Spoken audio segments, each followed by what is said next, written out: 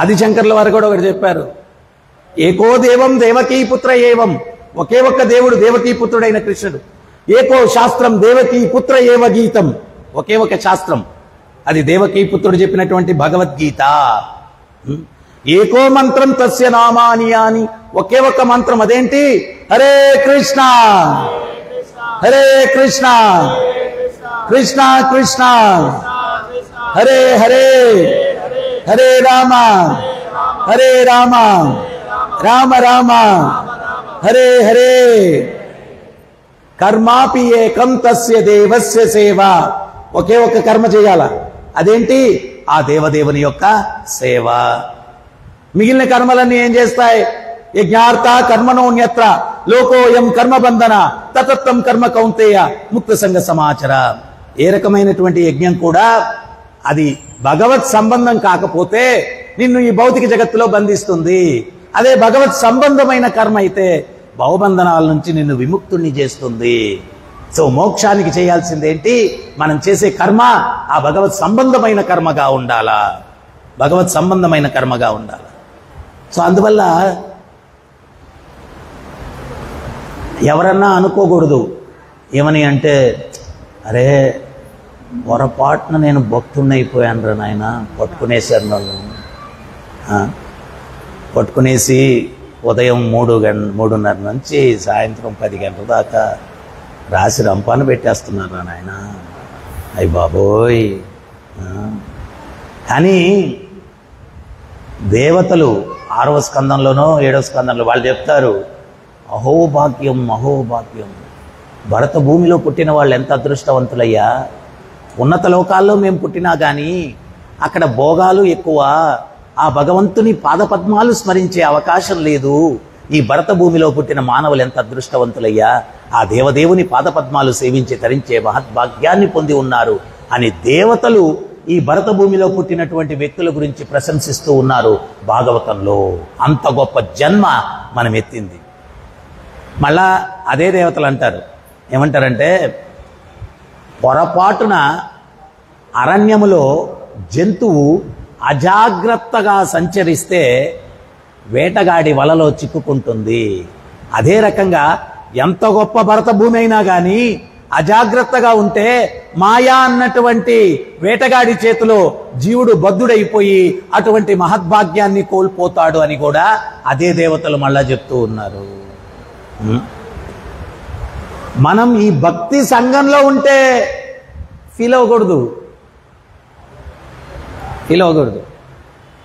జనాలకు తెలియదు, ఆ యథార్థం తెలియక ఏమనుకుంటారంటే, నేను బ్రహ్మచారి అయిపోయాను, చాలా కష్టంగా ఉంది, పెళ్లి గిల్లి అయ్యింటే చాలా బాగుండే. వెళ్ళి చూడండి అయిన వాళ్ళ సంగతి. ఒక చిన్న ఉదాహరణ ఇస్తాను మీకు. ఒక 2 శవపేటికల్లో శవాలు తీసుకెళ్తున్నారంట. ఆ శవపేటికల వెనకాల ఒక కుక్క ఒకటి ఉందంట, దానికి మెల్లో మాలేస్తున్నారంట, తోక ఆడించుకుంటూ పోతుందంట. దాని వెనకాల ఒక పురుషుడు మెల్లో మాలేసుకొని డ్యాన్స్ చేస్తున్నాడంట. వాడి వెనకాల కొన్ని 100 మంది ఉన్నారంట. ఒకడు చూశాడు ఆ దృశ్యం, వాడికి ఏం అర్థం కాలేదు. ఆ మెల్లో మాలేసుకొని డ్యాన్స్లు వేసే వాడి దగ్గరికి వెళ్ళిపోయి, అరే ఆ శవపేటికల్లో ఎవరున్నారు అన్నాడంట. వాడు, నా భార్య నా అత్త ఉన్నారన్నాడు. ఎట చచ్చిపోయారు వాళ్ళు అన్నాడంట. ఈ కుక్క చంపేసింది అన్నాడంట. అప్పుడు వాడు అన్నాడంట, ఆ కుక్క నాకు ఇస్తావా అన్నాడంట. వెనకాల జనాలు క్యూ ఉంది కదా, వాళ్ళందరినీ చూపించి వాళ్ళ వెనకాల పోయి నిలబడ్డు అన్నాడంట. వాడు ఎంత హెరాస్మెంట్కి లోనయ్యి ఉంటే వాళ్ళు పోయారంటే ఏడవాల్సింది పోయి మెల్లో మాలేసుకొని అని చెప్పి డాన్స్ చేస్తున్నాడంటే దాన్ని బట్టి అర్థం చేసుకోవాలా. ఆ లైఫ్ నాయన వద్దురా బాబు, హ్యాపీగా ఉన్నారు, ఆనందంగా గడిపోయినరా జీవితం, కళ్ళు మూసుకొని కృష్ణారామ అనేస్తే అయిపోద్ది, బకెట్ దాన్ని వేస్తాం, వెళ్ళిపోతాం వైకుంఠానికి. ఇవన్నీ పడాలనా చెప్పండి. ఇంత అద్భుతమైన వాతావరణం, ఉదయంతో బాలభోగ దగ్గర నుంచి, రాజభోగ దగ్గర నుంచి, శేనుభోగ దగ్గర నుంచి హ్యాపీగా ఎంజాయ్ చేస్తూ ఇంత కీర్తనలో లాగా డాన్సులు చేసుకుంటూ ఆనందంగా గడిపేసేందుకు పోనిచ్చి మళ్ళా పొరపాటున కాలట్టేశారనుకో, ఆ కుక్క అందరికీ దొరకదో మళ్ళా చెప్పండి. వాడి అదృష్టం, వాడికి ఆ కుక్క దొరికింది కాబట్టి వాడు ఏదో బయటపడిపోయాడు ఆ హెరాస్మెంట్ నుంచి. మనందరికీ ఆ కుక్క దొరకదో ఏంటి పరిస్థితి చెప్పండి. అందుకని పెద్దలు ఏం చెప్పారంటే, నది ఆవలి కట్టున పచ్చగా ఉందండి, దగ్గరికి వెళ్తే కానీ తెలియదు. ఇది కూడా అంతే. అయితే పెద్దోళ్ళు కొంతమంది చెప్పారు, వద్దురా నాయనా అన్నారు, వినేయాల. అబ్బాయి లేదు, నేను పర్సనల్గా చూస్తాను, నీ ఇష్టం. దానికి కూడా ప్రభుపాదులు వారు చెప్పారు, 3 types ఆఫ్ ఇంటెలిజెంట్ పీపుల్ అన్నారు. ఫస్ట్ క్లాస్ ఇంటెలిజెంట్ ఫెలో ఎవరంటే, మంటల్లో చేయి పెట్టద్దురా అంటే వాడు వినేసి పెట్టడంట. సెకండ్ క్లాస్ ఇంటెలిజెంట్ ఫెలో ఎవరు అంటే, వీడు నా మీద అసూయతో పెట్టద్దంటున్నాడు, పెడితే బంగారు కంకణం వచ్చేస్తేమో, పెడతాడు. వస్తుంది కంకణం కాదు, బొబ్బ. కాల్చుకున్న తర్వాత అమ్మో ఇంకొద్దు అనుకుంటాడు. వీడు second class intelligent fellow. Third class intelligent fellow ఎవడంటే, ఒక చెయ్యి పెట్టేసి బొబ్బలు వచ్చేసిన తర్వాత, ఈ చెయ్యికి ఎట్ట అయింది కానీ ఈ చెయ్యికి బ్రహ్మాండంగా ఉంటుంది, ఇది కూడా పెడతాం. Third class intelligent fellow. మహానుభావుడు ప్రభుపాదుల వారు ఆయన యొక్క గ్రంథాల్లో ఈ ప్రపంచాన్ని, ఈ భౌతిక జగత్తుని అందంగా అలంకరిస్తారన్నమాట. ఒక బొమ్మకు మంచి పట్టు చీర కట్టి అట్టగట్టి ఆభరణాలని అందంగా ఈ ప్రపంచం అలంకరింపబడి ఉంటుంది. కానీ దాన్ని చూస్తే అయిపోయింది కథ. కానీ ప్రభుపాదుల వారు దాన్ని ఒలిచేసి చూపించారు, ఇదిరా ఈ ప్రపంచం నాయన, దీంట్లో ఏమీ లేదు అని చెప్పి ఆ బయట అలంకరణ అంతా ఒలిచేసి ఈ యొక్క శాస్త్రాలు ఆయన చూపించాడు, యథార్థంగా చూపించాడు. అందుకనే ఆయన భగవద్గీత మీద భగవద్గీత యథాతథం అని ఉంటుంది అనమాట. యథార్థంగా చూపించాడు. ఈ బయట తళుకులు బెళుకులు చూసి నువ్వు మోహానికి గురి అవ్వద్దు. ఏం లేదు అదంతా.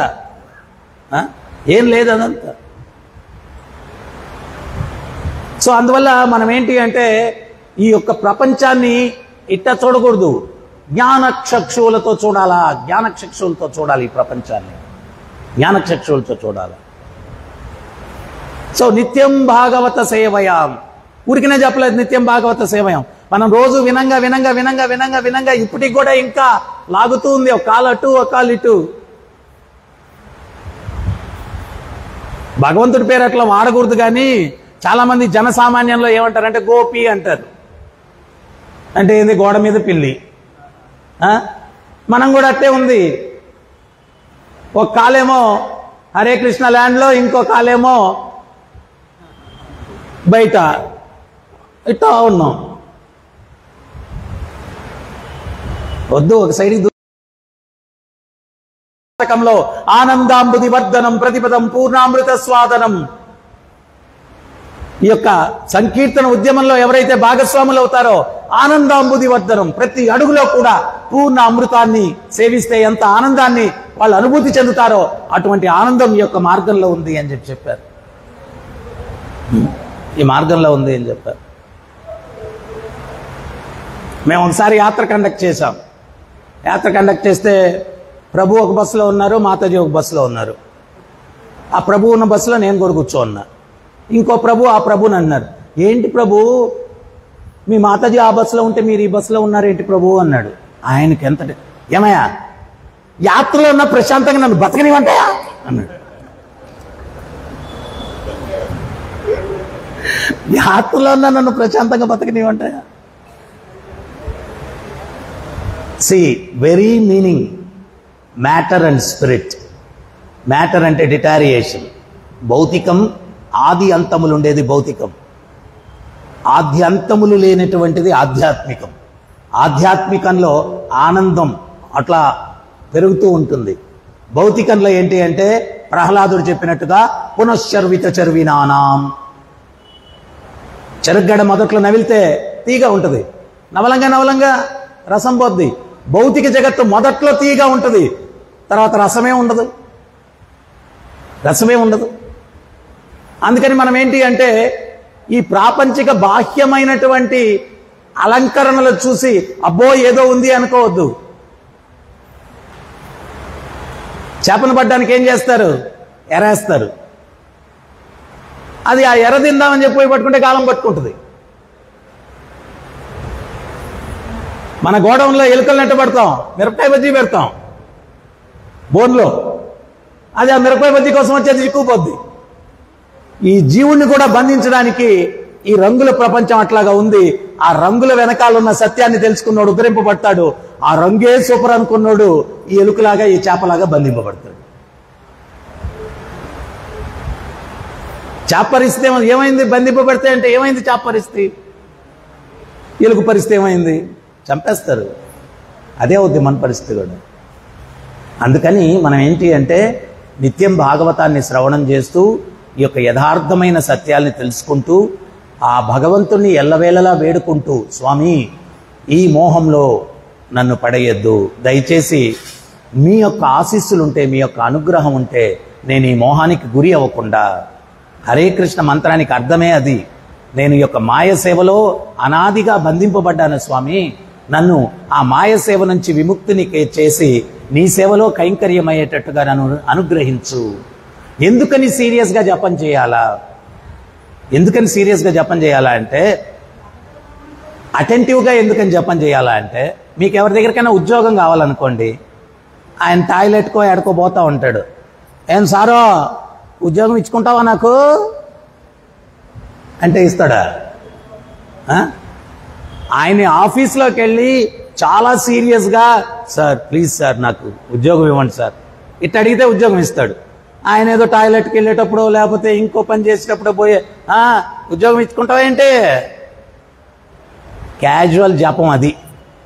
సీరియస్ జపం ఏంటి అంటే మాల పట్టుకొని ఏడవాల, స్వామి ఎన్నో జన్మలుగా నేను నిన్ను నిర్లక్ష్యం చేయడం వల్ల ఈ మాయ యొక్క ప్రభావానికి లోబడి ఆ బ్రహ్మ భూనాన్లోకో, బ్రహ్మలోకం నుంచి పాతాళలోకం దాకా ఫుట్బాల్ తంతే ప్రభుపాదులు అని చెప్తారు.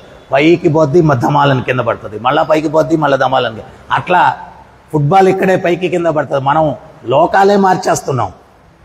ఈ బాల్ పరిస్థితి లోకాలే చేసుకున్న కర్మను బట్టి పైకి వెళ్తున్నాం, ఒక్కోసారి కిందకి వెళ్తున్నాం. క్షీణే పుణ్యే మృత్యులోకే. పుణ్యం క్షీణిస్తే, పుణ్యం ఎక్కువ ఉంటే ఉన్నత లోకాలు వెళ్తున్నాం, పుణ్యం క్షీణిస్తే అధమ లోకాలు వెళ్తున్నాం. ఇవన్నీ చాలు చాలు చాలు చాలు. పురంధరదాసు విఠలుని దేవస్థానానికి వెళ్ళాడంట. ఉదయంతో లేచి తన శిష్యుడిని అడిగాడంట, నాయన వేణీళ్ళు తీసుకురా అన్నాడంట. వేణీళ్ళు కాలకృత్యాలు తీర్చుకునేదానికి. ఆ శిష్యుడు మనలాగా నిద్రపోతున్నాడు. సో గురువుగారికి సేవ చేయడానికి శిష్యుడు లేడని చెప్పి భగవంతుడు ఆయన పంచపాత్రలో, గర్భగృహంలో ఉండే పంచపాత్ర, బంగారు పంచపాత్రలో నీళ్ళు తెచ్చుకుని వచ్చి ఇచ్చాడంట. ఈయన అది చూసి ఈ పాత్రలో తెచ్చిస్తామని నెత్తిని ముట్టాడంట. నేనేదో నీ శిష్యుడు నిద్రపోతున్నాడని సేవ చేయడానికి నేను వస్తే నన్ను ఆమెను ముట్టికేస్తావా? భగవంతుడు సరేనని చెప్పి పంచపాత్ర అక్కడ వదిలేసి వెళ్ళిపోయాడంట. ఉదయంతో పూజారులు తలుపులు తీస్తే పంచపాత్ర దొంగతనం అయిపోయింది. అది ఎవరి చేతిలో ఉంది? ఈయన పురంధరదాస్ ఏం చేస్తున్నాడంటే అది తిరిగి మందిరంలో ఇచ్చేస్తామని తీసుకుని వస్తా ఉన్నాడు. ఈయన దొంగని పట్టుకున్నారు, పట్టుకొని కట్టేసి కొడుతున్నారంట.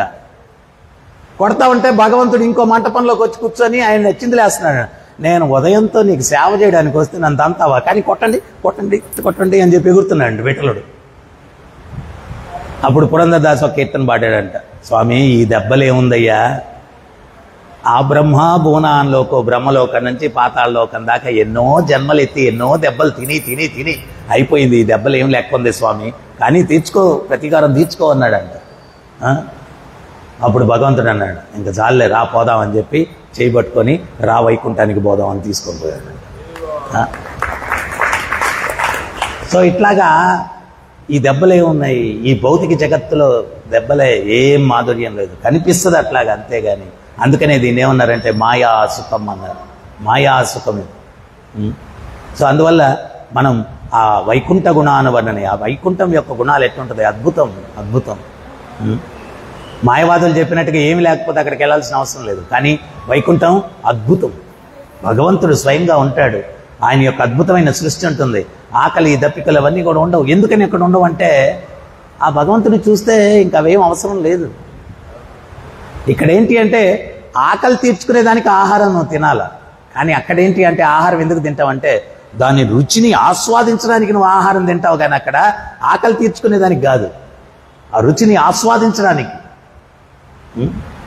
ఇక్కడ ఎంత రుచిదైనా కానీ గులాబ్ జాములు 10 తింటే 11వ విషం మళ్ళా కక్కేస్తాం.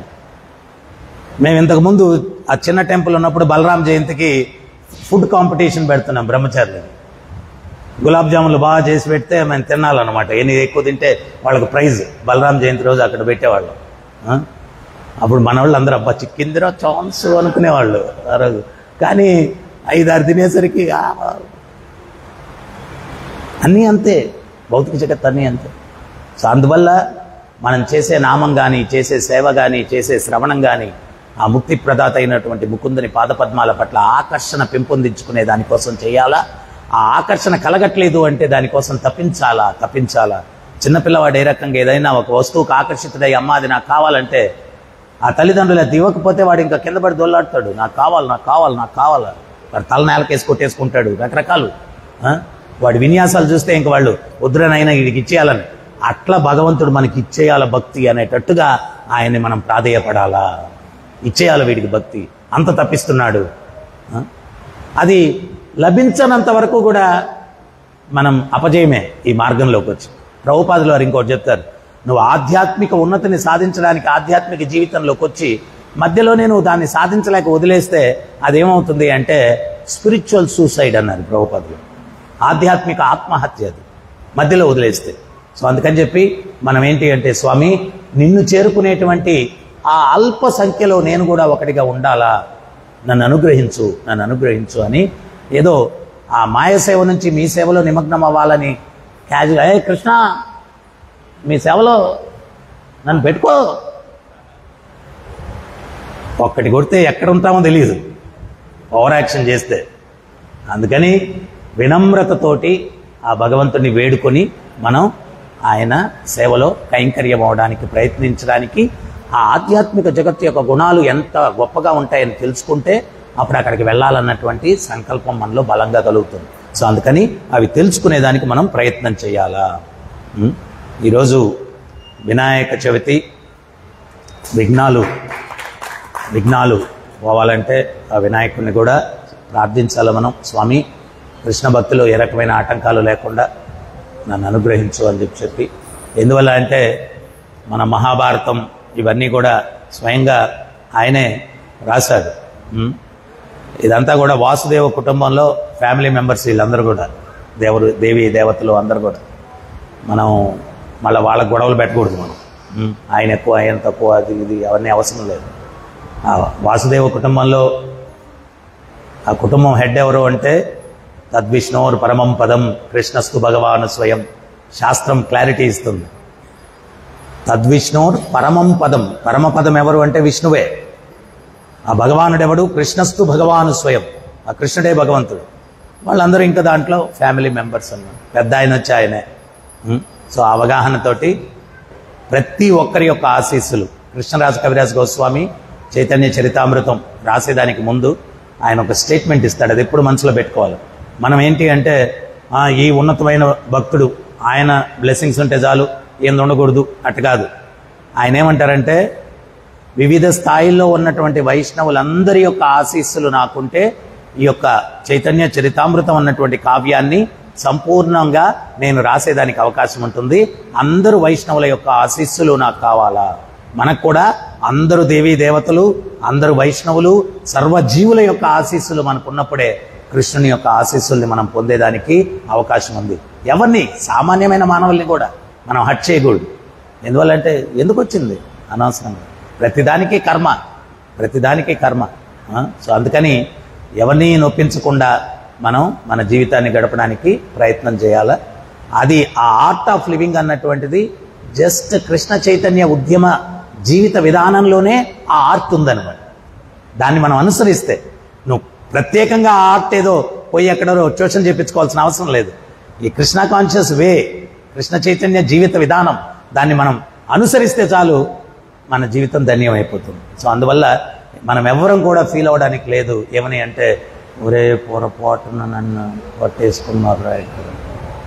ఎట్లా వచ్చినా, కొండ మీదకి ఏదో ఇంట్లో అలిగి వచ్చేసినా, లేకపోతే జ్ఞానం తెలిసి వచ్చినా తెలియకొచ్చినా, ఒకసారి వాడు లోపల అడుగు పెట్టాడు అంటే ఒకరోజున్నా ఆడేదో అదృష్టం చేసుకున్నాడు, ఏదో జన్మలో సుకృతి చేసుకున్నాడు. సామాన్యం కాదు.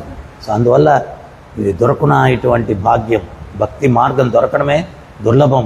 సో అందువల్ల మనం దాన్ని సద్వినియోగం చేసుకునేదానికి ప్రయత్నం చేయాలా. హరే కృష్ణ.